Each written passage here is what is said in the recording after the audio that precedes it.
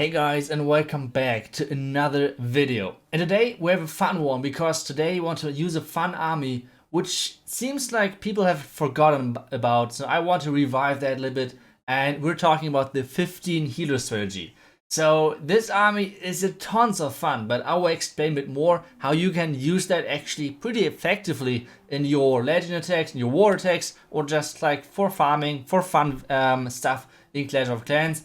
And this is going to be the army which we're going to use. We have the 15 healers, obviously. We have a couple of cleanup troops. And I'm using a ram pretty often with that together to make sure that I can have like more access with my queen into the base.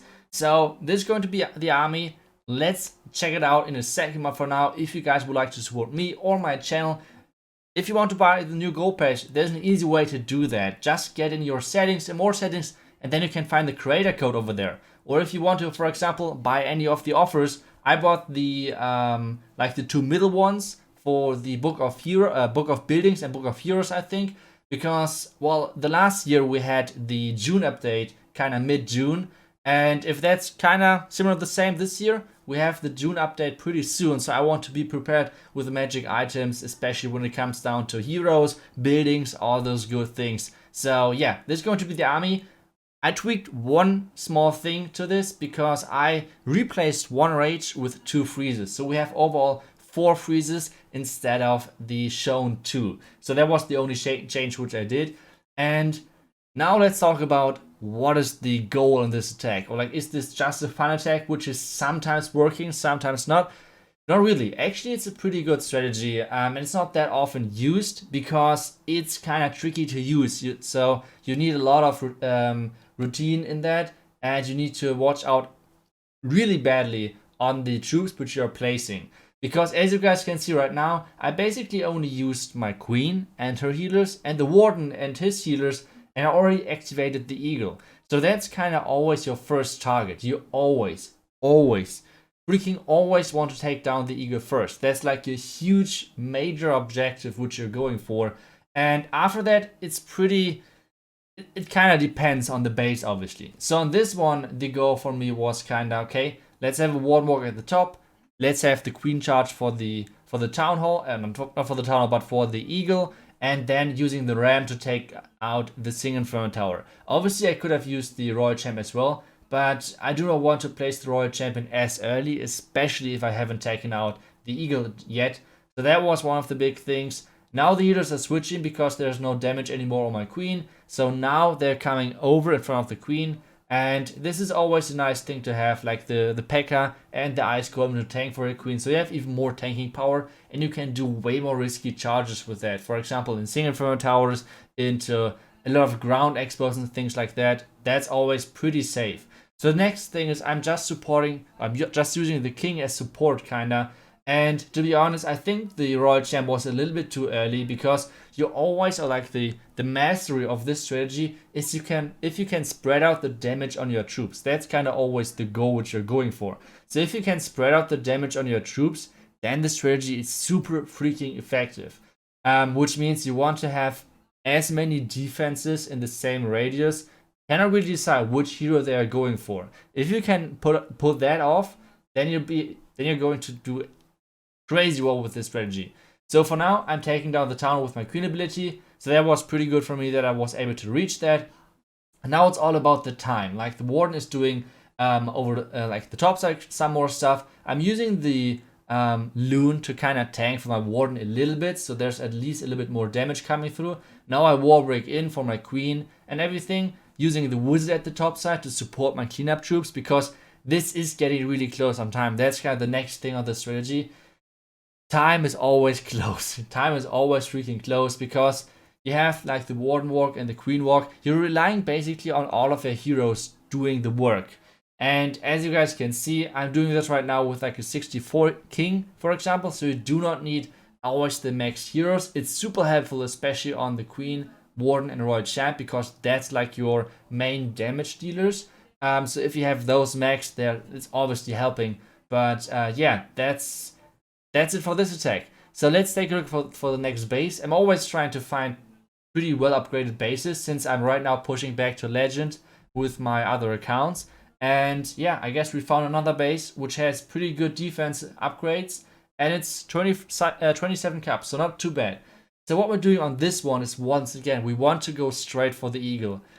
Obviously the town hall is nice as well, but the eagle is the main objective. The reason for that is that we just want to have, we just want to be able to drop the next hero with his or her healers, because the reason behind that is you want to have as much damage at the same second as possible, because otherwise you will always run into time issues, like I said. So on this one I had to delay the warden pretty long, because even though the eagle is kind of in front of my queen, I can't really start the warden off just yet, because the eagle is activating at a certain amount of placed troops, which means, for example, every single troop, every single hero, and every single spell in this game has a certain amount of troop place. And if you reach a certain amount of a limit, or like a number, this means that the eagle is gonna activate. So, for example, you can't really go over 180 troop space, otherwise the eagle is going to be activated on level, I think, 3. So things like that, you have to know those obviously. But for example, one hero is already in itself 25 troop space. So if you're placing queen and the warden, those are already 50. And if you're placing 5 healers each, that's already like 140, which is pretty crazy. So there's a lot of troop space, so you have to be careful with that. And this is once again why it's so freaking important to place, or like to get rid of this eagle as early as possible. On this one, it went pretty good with this attack. Like, everything is working perfectly. I think so far I have used every single spell on my queen, basically, which is pretty okay. Like, this is kind of the flexible thing about this strategy, that you can always decide where to use your spells on.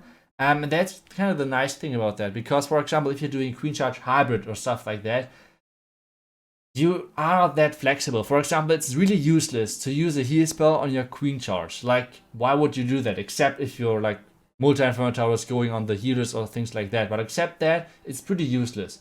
So on the tech like this, with only rages and freezes, you can use those spells for every single hero. For example, I was able to keep my royal champion alive just because I had so many freezes left. So that was kind of an easy decision. So this attack is going to be, should be a triple. Like, we have 24 seconds left. This is going to be with swag warden ability and another swag freeze. But you have to say as well, like, this strategy is working the best on multi-inferno tower bases, which are not that common anymore. So I think what we should get back to bases with more single inferno towers, because that's the more common ones, right? Like, those are pretty common.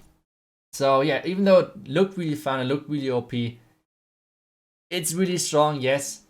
But I would test it in Legend League, I think, as well. But so far, it's more like a fun army. So let's see how we do on the next base. And this is kind of a strange looking base, to be honest. So kind of, once again, we want to go into the eagle first. That's the first main objective.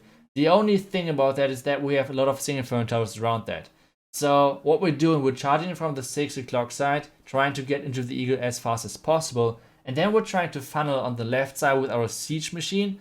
I think I would like to switch it to a blimp, but we have just like not too many options. So we're sticking to the ram. I try to have the ram into the single inferno tower compartment. I will most likely have to use at least one free spell for that to make sure that we can actually get there. But I think that will be worth it. And then our queen can basically walk the entire base if we keep supporting her. And then just on the outside, on the flank, our warden. You always want to place the warden at the side where, if it's possible, no heroes and no single inferno towers. Those are the main threats to the warden, because if you have the warden facing an enemy hero, you nearly always need to like either use a rage and freeze, or warden abilities, so things like that. But mainly the warden is just like a slow cleanup troop. Like, that's kind of the main purpose of the warden. And that's why it's kind of useless to place him versus a single inferno tower or enemy hero. So that's why I placed him on the left side. And now the next good thing about this, as soon as the mortar is down, you can see this defense straight line for my royal champion. So as soon as the mortar went down, I have like the straight line for my royal champion to walk. And this is the next phase of this attack, to have like at some point the royal champion doing a royal champion walk, and supporting your queen. This is kind of the setup of this attack always. On this one, we used the king kind of to get rid of a little bit more of value. And over here, the royal champion went over to him, supported him, and now we just use the warden ability together with him. Yeah, freezes, plays out of the rest of the heroes, things like that. We save the queen ability, we save the royal champ ability, and this attack looks pretty good for us. The king died. I could have protected him with having used the freeze spell, but to be honest, I would like to swag the freeze more than using or saving my king. So yeah, pretty crazy strategy, to be honest. This time we have nothing left in the corners, which means this is going to be an overkill 3. We're just using all of the spells in the core, because then I can just like retrain the army. And yeah, this went pretty good. 3 triples. I think I have used 4 attacks for this to record this, so we had only 1 fail.